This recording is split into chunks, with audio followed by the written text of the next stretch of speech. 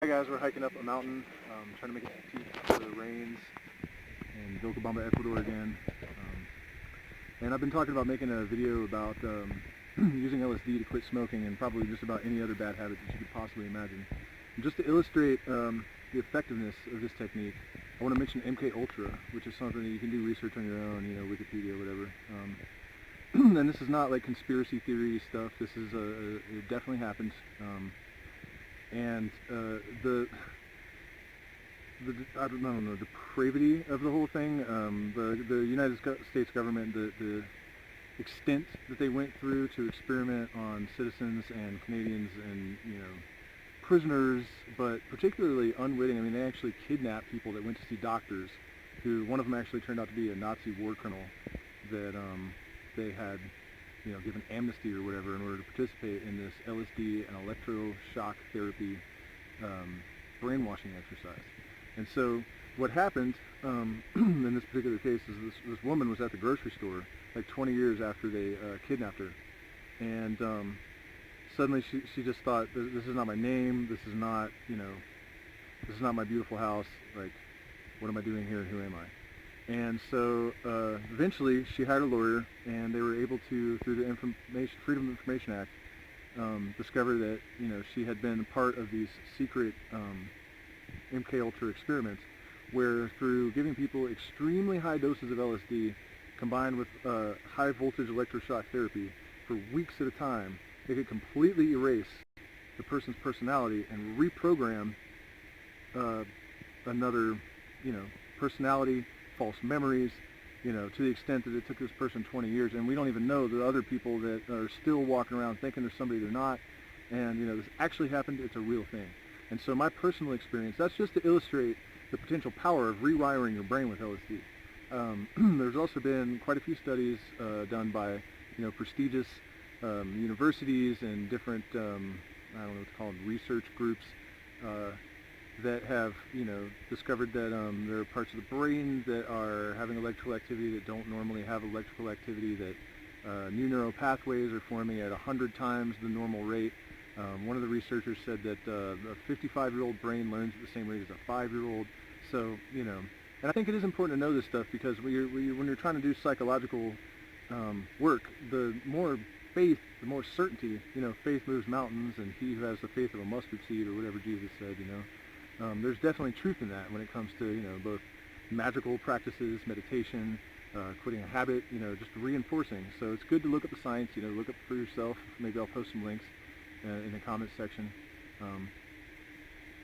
The point being, there's a tremendous amount of verifiable scientific evidence that you can rewire your brain with psychedelic drugs. And my personal experience with it, I'd gone out to the coast of California, Mendocino, to I hadn't planned to try to quit smoking, but I ended up staying up all night on acid, and the next day I was out on the deck and I started to smoke a cigarette, and I'm a singer, and I just thought, this is really dumb, I shouldn't smoke. And I thought about these research experiments that I had read about that you could rewire the brain, and I thought, well, oxygen also, the brain requires oxygen to do its work.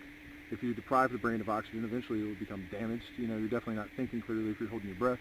And it makes sense that if you inundate the brain with the fuel that it needs to do its work, while you have a substance that has dramatically increased the new neural pathway connections that you're making, you are in a very good place to rewire something. So I started thinking about not smoking and inhaling very deeply and holding my breath, and I could feel it. You could feel the brain change happening. And that might sound like, possibly a subjective delusion or something, but I did this for a few hours, and the next day, I literally forgot that I was a smoker until like way in the evening. It was almost dark, it might have been like 6 or 7 o'clock. I finally reached down, and I was like, what is that in my pocket? It's a pouch of tobacco. Oh yeah, and I realized that, I've been smoking since I was 9 years old. 9, and like over and over, not chain smoking, but pretty throughout the day. So after just one 4-hour session, after having not even slept the night before, my brain's not even at its full capacity, I was able to short circuit that habit to the point that I didn't even know that I ever had it. So it's very simple. It's just a matter of focusing on what you're trying to rewire. Maybe 100 to 200 micrograms of LSD is plenty, and just focusing on what you're trying to change and holding oxygen so you're inundating the brain with the fuel that it needs. To this day, I will occasionally smoke tobacco during ceremony, or if I get really stressed out, I might have a cigarette. But I go literally weeks without touching it sometimes, and usually when you have an addiction, if you smoke again, you smoke again. And so that's no longer the case because I've just rewired that pattern and it's gone.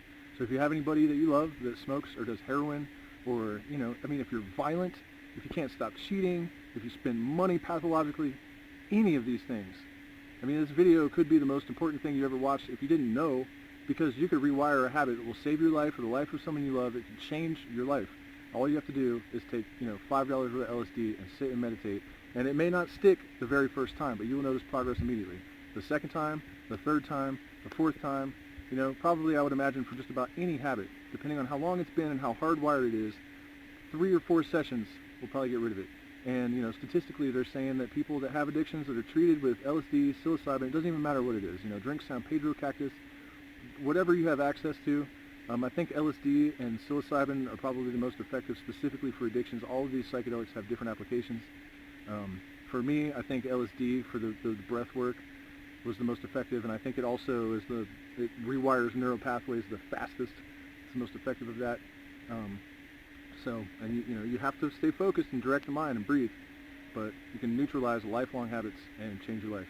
So that's the last video I'm going to be doing on psychedelics for a while.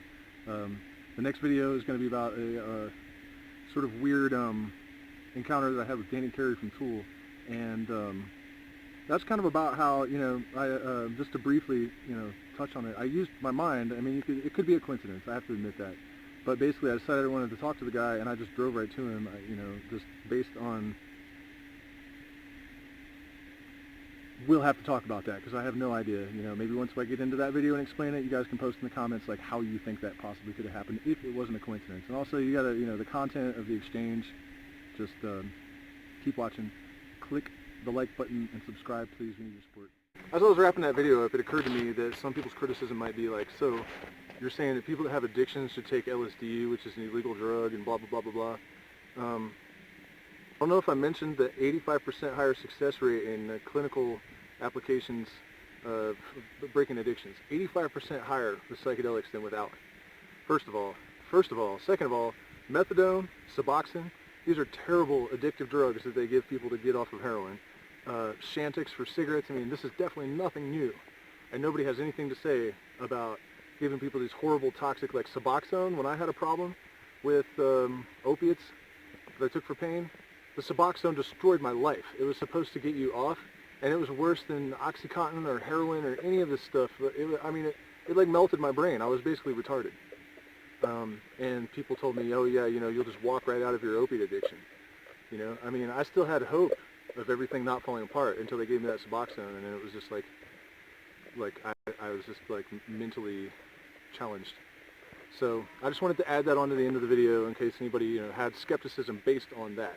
I guess I should also say that everything that we do, everything that we think, everything that we feel is chemical. If you're one of those people that believes that psilocybin and San Pedro, ayahuasca, these are good and the LSD is bad because it was invented by a human, I think that is also a load of crap.